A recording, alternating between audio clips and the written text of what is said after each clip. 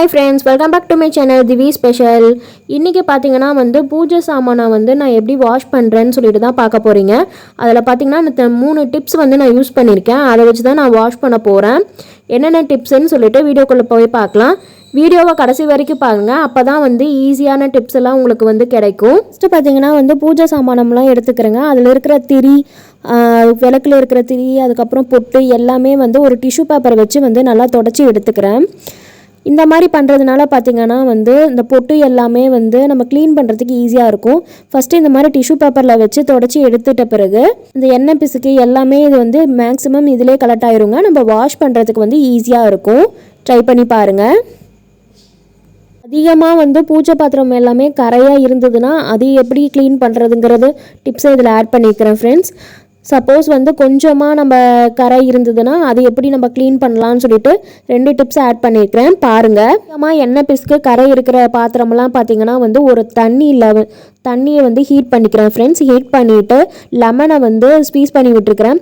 நீங்கள் வாதி வதங்கி போயிருக்கும் இல்லைங்களா, அந்த லெமனாக இருந்தாலும் ஓகே தான். நீங்கள் வேஸ்ட்டாக தூக்கி போடுற லெமனை வச்சு கூட நீங்கள் இந்த மாதிரி பண்ணலாம். ஸ்பீஸ் பண்ணி விட்டுட்டு அந்த லெமனை அதுலேயே போட்டு வச்சிடுறேன். சாமானத்துக்கு ஏற்ற மாதிரி நீங்கள் லெமன் ஆட் பண்ணிக்கிங்க. எனக்கு பூஜை சாமானம் நிறையா இருக்கிறதுனால நான் 3 லெமன் ஆட் பண்ணியிருக்கிறேன். பூஜை பாத்திரம் எல்லாமே நான் சேர்த்திக்கிறேங்க. பாத்திரமெல்லாம் மூழ்கிற அளவுக்கு தண்ணி ஆட் பண்ணிக்கிங்க. தண்ணி பார்த்திங்கன்னா நல்லா கொதிச்சு வரணும். கொதிச்சு வரும்போது பார்த்திங்கன்னா எண்ணெய் பிசுக்கு எல்லாமே பிரிஞ்சு வந்திருக்கும். உங்களுக்கு பார்த்தாவே தெரியும் எண்ணெய் பிசுக்கு எல்லாம் பிரிஞ்சு வந்திருக்கிறது. இது சூடாக இருக்கிறதுனால நான் அப்படியே எடுத்து நான் வாஷ் பண்ணிக்கிறேன். பாத்திரம் விளக்குறதுக்கு நீங்கள் எந்த லிக்விட் யூஸ் பண்ணுறீங்களோ அந்த லிக்விட் யூஸ் பண்ணிக்கிங்க. யூஸ் பண்ணி லெமனும் அந்த லிக்விடும் சேர்த்திங்க கூட நீங்கள் வாஷ் பண்ணி எடுத்துக்கலாம். நான் இப்போ என்ன எடுத்துருக்கிறேன்னா, நான் சபீனா தான் வளர்க்குறதுக்கு யூஸ் பண்ணியிருக்கேன். சபீனாவும் லெமனும் வச்சு நல்லா தேய்ச்சி எடுத்துக்க போகிறேன். இதில் நீங்கள் அழுத்தம் கொடுத்து தேய்க்க வேண்டியதில்லை ஃப்ரெண்ட்ஸ். நீங்கள் ஜஸ்ட்டு தேய்ச்சி விட்டிங்கன்னா போதும். நான் ஸ்பீட் பண்ணியிருக்கிறதுனால உங்களுக்கு அப்படி தெரியுது, ஸ்பீடாக தேய்க்கிற மாதிரி. எந்த ஒரு எடிட்டிங்குமே கொடுக்கல ஃப்ரெண்ட்ஸ். வாஷ் பண்ணி காமிச்சிருக்கேன் பாருங்கள் எந்த அளவுக்கு நீட்டாக வந்திருக்குன்ட்டு. வாஷ் பண்ணி காமிக்கிறேன் பாருங்கள் எந்த அளவுக்கு பளிச்சுன்னு ஆயிடுச்சுன்ட்டு. இது அதிகமாக பிசுக்கு இருக்கிற கரைக்கெலாம் இந்த மாதிரி யூஸ் பண்ணி பாருங்கள். அதிகமாக கரை எண்ணெய் பிசுக்கு அதெல்லாம் இல்லாதது பார்த்திங்கன்னா நான் சபீனா பவுடரும் லெமனும் வச்சு தான் ஃப்ரெண்ட்ஸ் விளக்கழுவேன். ஸோ அதுதான் உங்களுக்கு காமிச்சிருக்கேன். சாமி பாத்திரம்லாம் இந்த மாதிரி மெத்தடில் நீங்கள் வாஷ் பண்ணும்போது சாமி பாத்திரம் பளபளனே இருக்கும். லெமனும் சபீனா பவுடரும் தொட்டு நான் இந்த மாதிரி கழுவிக்கிறேன்.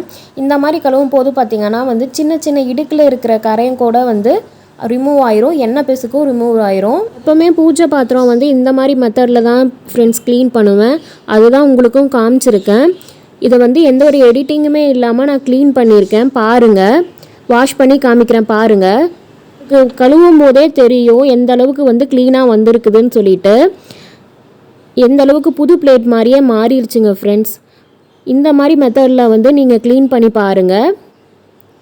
ஃபர்ஸ்ட் டிப் என்னென்னா, இந்த மாதிரி பூஜை பாத்திரம் எல்லாமே நம்ம வாஷ் பண்ணி எடுத்துட்டு ஒரு ட்ரையான கிளாத்தில் நம்ம தொடச்சி எடுத்துக்கணும். ட்ரையான கிளாத்தில் நீங்கள் துடைக்காத பட்சத்துக்கு பார்த்தீங்கன்னா அதில் அந்த பூஜை பாத்திரம் எல்லாத்துலேயே கரையேன்னு டாட்டாக அதுலேயே ஸ்டோர் ஆயிரும். அதனால் நீங்கள் எப்போ பூஜை பாத்திரம் விளக்குனாலும் சரி இந்த மாதிரி தொடச்சி எடுத்துக்கோங்க. தொடச்சி எடுத்த பிறகு பார்த்தீங்கன்னா இதில் உங்களுக்கு ஒரு டிப்ஸ் நான் ஆட் பண்ணியிருக்கிறேன். இந்த மாதிரி எல்லா பாத்திரத்தையும் தொடச்சி எடுத்துட்டு திண்ணீர் இருக்குது இல்லைங்களா, திண்ணீரை ஜஸ்ட்டு அப்ளை பண்ணிவிட்டு நீங்கள் அப்படியே வச்சுட்டிங்க அப்படின்னா திண்ணீரை அப்ளை பண்ணும்போதே பார்த்தீங்கன்னா டிஃப்ரென்ஸ் உங்களுக்கு தெரியும் ஃப்ரெண்ட்ஸ். திண்ணீர் அப்ளை பண்ணும்போது எந்த அளவுக்கு பளபளப்பாக மெயின்டைன் ஆகுதுன்னு சொல்லிட்டு. பூஜை பாத்திரம் எல்லாமே இந்த மாதிரி நீங்கள் மெயின்டைன் பண்ணிங்கன்னா புதுசு போலவே இருக்கும். நீங்கள் பாத்திரம் எப்போ வாங்குறீங்களோ அதே மாதிரி புதுசு போலவே மெயின்டைன் ஆகும். பூஜை பாத்திரம்லாம் பார்த்தீங்கன்னா கொஞ்ச நாள் போச்சுன்னா அது டாட்டாக கரையாக ரவுண்டாக வரும் ஃப்ரெண்ட்ஸ். அது வராமல் தடுக்கிறதுக்கு தான் இந்த திண்ணீரை நம்ம தேய்ச்சி எடுக்கிறோம். இந்த திண்ணீர் யூஸ் பண்ணுறதுனால பார்த்தீங்கன்னா பூஜை பாத்திரம் எல்லாமே பளபளன்னு இருக்கும். அதுவும் இல்லாமல் பளபளனே மெயின்டைன் ஆகும். நம்ம எப்போ பூஜை பாத்திரம் வாங்கினாலும் இந்த மாதிரி நீங்கள் மெயின்டைன் பண்ணுங்கள். இந்த மாதிரி மெயின்டைன் பண்ணும்போது பார்த்திங்கன்னா எந்த ஒரு டாட்டுமே இருக்காது. டாட்டாக கரையெல்லாம் இருக்காது. நம்ம இப்படி மெயின்டைன் பண்ணும்போது பார்த்திங்கன்னா வாங்கும்போது எப்படி பூஜை பாத்திரம் இருக்குமோ அதே மாதிரி மெயின்டைன் ஆகும். ட்ரை பண்ணி பாருங்கள் ஃப்ரெண்ட்ஸ். 3 டிப்ஸில் ஏதோ ஒரு டிப்ஸ் ஆச்சு உங்களுக்கு பயனுள்ளதாக இருக்கும்னு நினைக்கிறேன் ஃப்ரெண்ட்ஸ். சேனலை சப்ஸ்கிரைப் பண்ணிவிட்டு பக்கத்தில் இருக்க பெல் ஐக்கானையும் கிளிக் பண்ணிடுங்க. அப்போ தான் நான் ஃபர்தராக வீடியோ போடும்போது நோட்டிஃபிகேஷன் வரும். Thank you friends.